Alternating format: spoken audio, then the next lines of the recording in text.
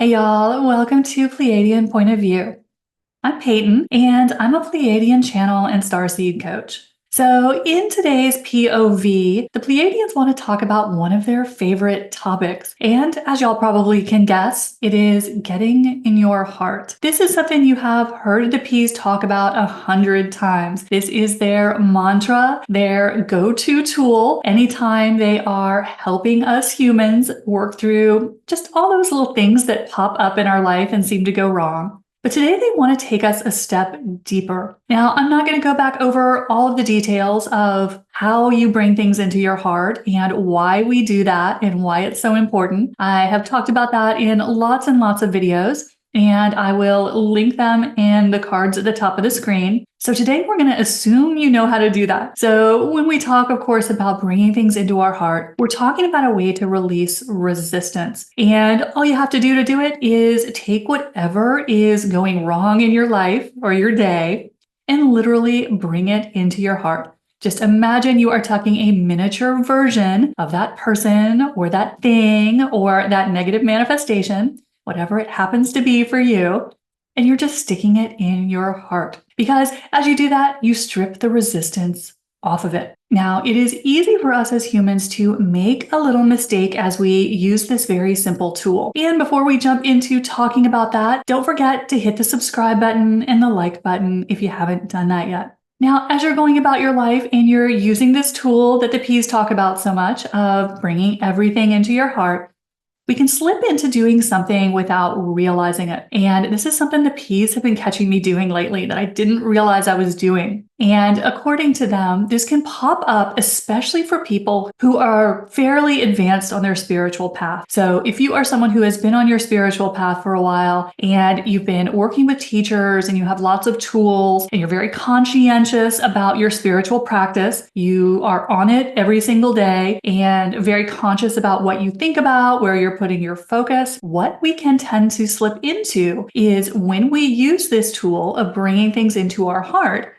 as soon as we get that thing in our heart, we can start to work on it, right? We can go into workshop mode where we start trying to do our manifestation work on it. We start to do our creation work on it.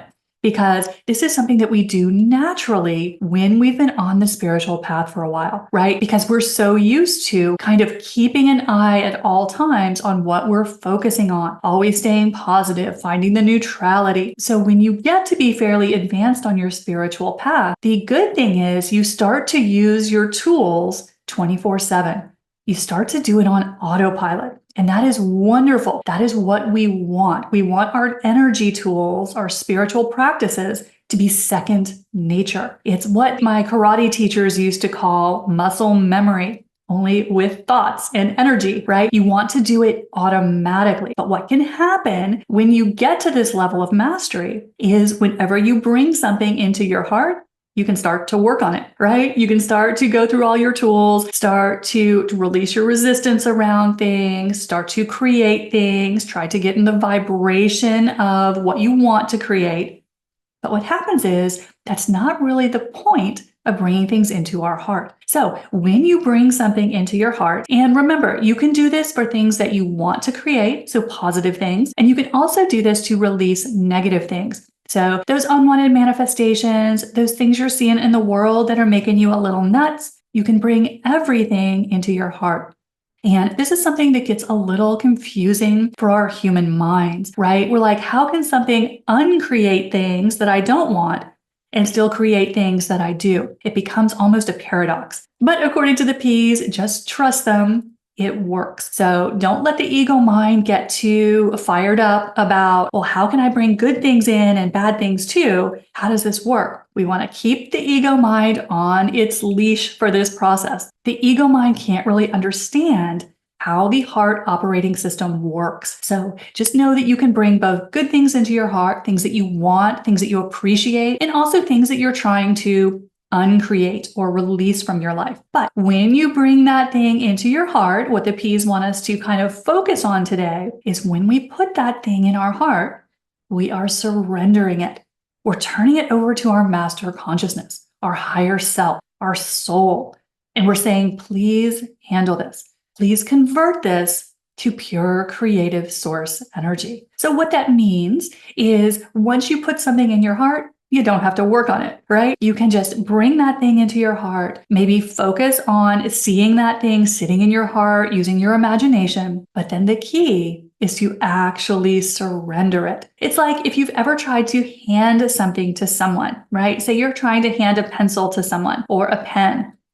They can't take it until you release it, right? You gotta let go of it. And that is what is going on when we bring things into the heart. This is a process of surrender, of turning it over to the part of you that knows the answer, that knows how to create it, that knows how to release it. And so if we put something in our heart and we immediately go to work trying to fix it, which if you've been doing your spiritual work for a long time and your tools have become kind of second nature, which is what we're always aiming for. That is a good thing. When you find yourself automatically going to your spiritual tools every moment of the day, that is mastery. But we don't want to do that too much when we're bringing things into the heart. We want the heart to be about surrender. Now, something else the P's wanted to clarify about this heart process that they talk about so much is the importance of kind of watching what your body is doing as you use this tool, because your body is going to give you a lot of clues as to where you're holding on to resistance. So say, for example, you take something that has gone wrong in your day and maybe you got a flat tire going to work or something, and you bring that into your heart. You just can imagine yourself in your heart sitting on the side of the road waiting for AAA. And one thing that the P's are encouraging you to do as you bring something into your heart is notice what your body does, because our body is one of our best teachers. It will never lie to us. It will always show us that hidden unconscious resistance that can be so tricky to find. So as you use this tool of bringing things into your heart, pay attention to what your body does in response, because what you'll probably notice, especially if you're using this tool of the heart to work on things that you have some negative energy around, what you'll probably notice as soon as you bring something unwanted into your heart is that you're going to feel your body tensing up. And that is showing you the resistance you have around that topic. So what the P's are encouraging us to do as they're helping us kind of elevate our use of this heart tool, take it to the next level, is to notice every time you use it, does your physical body tense up? And if it does, sitting with that feeling of tension, just letting your focus go to wherever your body is having a reaction.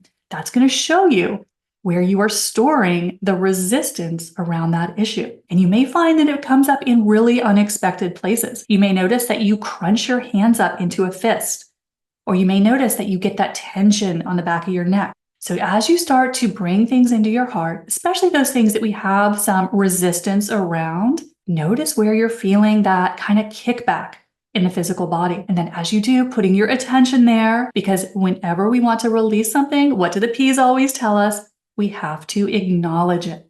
We have to feel it. So let yourself sit with the sensation your body is showing you. Your body is always going to point you in the right direction. So as you sit with that tension that you notice when you plug that flat tire into your heart and you notice that your whole back lights up, letting yourself feel that, letting yourself kind of melt into the sensation your body is giving you, because this is where the magic happens. You are finding the resistance around that toy, that thing that went wrong, that negative manifestation.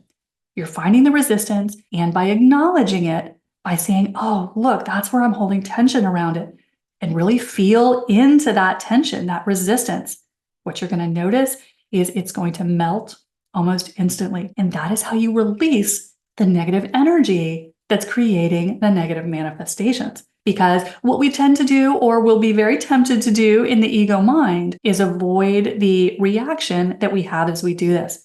The ego is going to want to hide it from us. The ego is going to be like, don't look at the fact that your whole back just lit up with stress, right? Because the ego doesn't want us to release these things. But as you do this, as you bring things into your heart, notice, just scan your body really quickly. It takes 2 seconds. Notice, where are you tensing up as you bring this negative manifestation into your heart?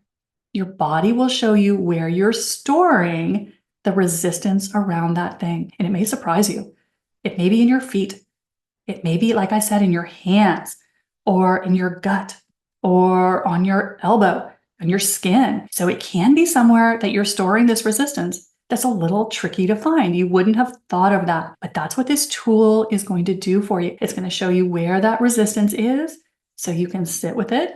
As we say, you got to own it. And then as you feel into the sensation that comes up in the body, that resistance, that tension, you may even notice pain or discomfort in the body as you do this. All that is showing you, that is your neon sign pointing to where you are holding the resistance that created the problem. So this is kind of how the P's are taking us to the next level of mastery with their favorite tool, which is bringing things into your heart. The first thing to remember is when you bring it in your heart, you're turning it over. You don't got to work on it, right? As the P's always say, this is something that we have to work into believing, because y'all, when they first taught this technique, I'm like, there's no way this can do anything. This is so silly. Something this simple cannot possibly do anything. What are you talking about, P's? But as I started to try it and practice it and eventually start to see the results of it, I started to believe it more and more. And so we're always retraining ourselves. So as you use this tool, or really any tool in the spiritual toolbox, it takes some time for the ego mind to get on board with it, right? We have to build the belief system. It's like building new muscles at the gym, right? It doesn't happen the first time you go. So working with this heart tool, which is so important, is the same way.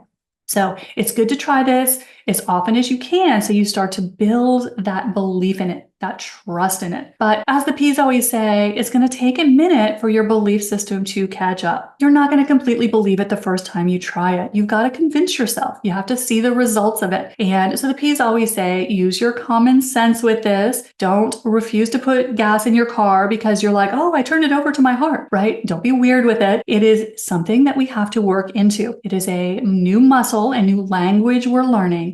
And it takes us a little while for our belief system to catch up with it. So the P's like to encourage us to use this as often as we can so we start to give ourselves more opportunities to see the results. And then as your belief system starts to catch up, you start to realize this actually is doing something. You start to believe it more and more. It starts to get stronger and stronger. But just always remember, y'all, that none of our spiritual tools are a light switch. Now, they can work instantly, any of them. But for most of us, our human beliefs are going to interfere with them for a while. So it's always good to kind of keep the ego on its leash when we're learning new spiritual tools so that we don't get ahead of our belief system. So very important caveat as you learn any kind of energy tool or spiritual tool. It's not a light switch. You're learning a new language. So give yourself some time to see the results of it. An easier way to speed that up, use it more. If you start using this with every single thing that goes wrong or right in your day, you start to see the results that much faster. But just always remember that we're human.